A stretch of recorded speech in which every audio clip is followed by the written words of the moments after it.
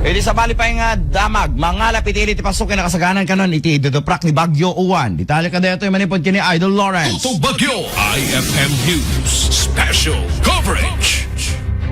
Impasingke di Mr. Bobby Sagimo may sa kadagiti mangalap iti Barangay Davila Pasukin Ilocos Norte ang nakasagana dan iti iduduprak ni Bagyo Uwan kunana ang nagigalot na kadagiti nasken ang maigalot ang pasit ti balayda ken plano da nga ingato dagiti bilog wenno bangkada tapno saan na mayano dagitoy imbatad na nga dapat ti apda mga baga no mabalinen ang mapan iti taaw wenno saan gapu iti bagyo. Meron naman po kami nababalitaan na na super type po na pag nadarating. Pero pinaghahanda rin po namin.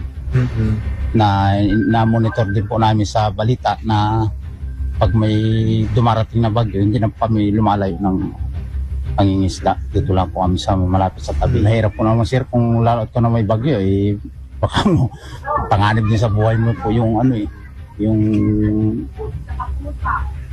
buhay mo. Siyempre mahalaga yung buhay mo kasi sa hanap buhay. Kunana ket binagampay isudan iti lokal na gobyerno kang runaan na iti biyang iti Barangay Davila tapno iti kasta ket makapagsagana ken tapno iti kasta ket maiyadayo iti peggad iti pamilyada may naig pa iti daytoy ket takararag na asapay lakuma taagbalin ang natalged ken awan ti maperwisyo a pagbiyagan kadakwada. May naig iti daytoy ket nagbalag iti lokal na gobyerno kadagiti mga laba iti panagan-anan para iti IFM News. Idol Lawrence Martinez, Tatak, RMN.